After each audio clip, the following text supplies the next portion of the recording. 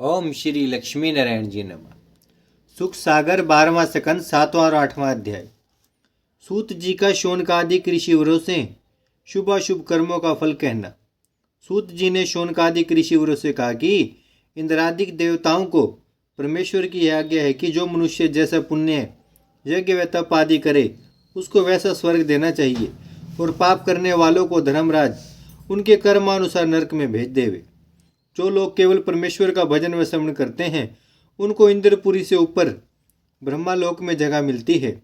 नारायण जी की निर्गुण पूजा व भजन करने वाले बैकुंठ में जाकर महाप्रलय तक वहां का सुख भोगते हैं। राजा परीक्षित भी भागवत पुराण सुनने से श्याम सुंदर के प्रेम में लीन होकर बैकुंठ को चला गया। जितना यज्ञ तप भजन व श्रवण संसारी लोग करते हैं उसमें एक किसी अर्थ के चाहने और दूसरा किसी इच्छा के बिना होता है। हमने दोनों तरह का हाल इस भागवत में तुम लोगों को सुना दिया। 18 पुराणों में श्रीमद् भागवत उत्तम है। यह बात सुनकर शौनकादिक ऋषिवरों ने 18 पुराणों के नाम पूछा। तब सूत जी ने कहा, ब्रह्मा पुराण, पद्म पुराण, विष्णु पुराण, शिव पुराण, लिंग पुराण, गरुड़ पुराण, नारद पुराण, अग्नि पुराण, स्कंद पुराण, भविष्य पुराण, ब्रह्मावैवर्त पुराण, मार्कंडेय पुराण, मत्स्य पुराण, कुर्म पुराण, वारा पुराण, नरसिंह पुराण, ब्रह्मांड पुराण और भागवत पुराण है। इन सब पुराणों में परमेश्वर का गुण व चरित्र वर्णन किया है। किसी पुराण में सात्विकी, किसी में राजसी और किसी में तामसी धर्म लिखा है। श्रीमद् भागवत में केवल सात्विकी धर्म और भगवत गुण वेद व्यास जी ने वर्णन किए हैं, सो हमने तुमको सुना दिया। अब और क्या सुनना चाहते हो। 8वां अध्याय। सूत जी का मार्कंडेय ऋषिवर की उत्पत्ति को कहना। शौनकादिक ऋषिवरों ने इतनी कथा सुनकर पूछा, है सूत जी, आपने परमेश्वर का गुण व चरित्र हम लोगों को सुनाकर कृतार्थ किया। तुम चिरंजीवी रहो। हम लोग अब यह सुनना चाहते हैं कि हमारे कुल में मार्कंडेय ऋषिवर ने परमेश्वर की माया किस तरह देखकर बैकुंठनाथ का दर्शन पाया और व्यास जी ने सब वेदों को किस तरह अलग अलग वर्णन किया। सूत पौराणिक ने कहा, जब ब्रह्मा ने देखा कि कलयुग के मनुष्य थोड़ी आयु होने से सब वेद पढ़ना सकेंगे, तब ब्रह्मा के विनय करने से नारायण जी ने वेद व्यास जी का अवतार धारण करके वेदों का सार निकाल लिया और उसका नाम अलग अलग रखकर वह सब अपने चेलों को पढ़ाया। जो पुराण वेदों में से निकला था उसका नाम मार्कंडेय पुराण रखा।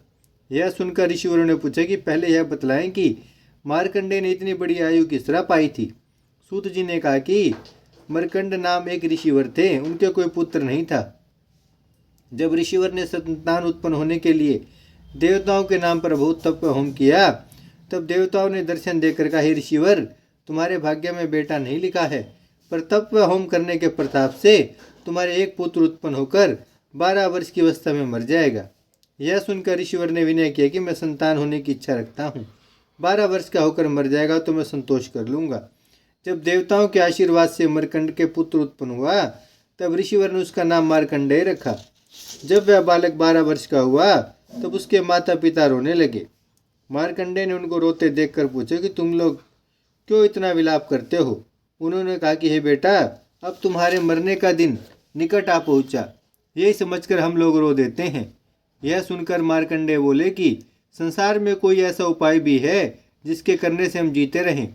उसके माता पिता ने कहा कि हे बेटा, नारायण जी की दया से मनुष्य के सब मनोरथ पूर्ण होते हैं। यह वचन सुनते मार्कंडेय वन में जाकर परमेश्वर का तप पर ध्यान करने लगा। जब उसे 6 मनवंतर तप करते बीत गए, तब राजा इंद्र ने डरकर विचारा कि यह ब्राह्मण तप करके मेरा इंद्रासन छीन लेगा। यह विचार कर इंद्र ने कामदेव, बसंत ऋतु, गंधर्व और अप्सराओं को मार्कंडेय की तपस्या भंग करने के लिए भेजा। उन्होंने हिमालय पहाड़ से उत्तर और भद्रा नदी के किनारे, जहाँ मार्कंडेय शिला पर बैठा हुआ तप करता था, पहुंचकर क्या देखा कि वहाँ घने घने वृक्षों की छाया है। अनेक रंग के सुगंधित फूल फल लगे हैं।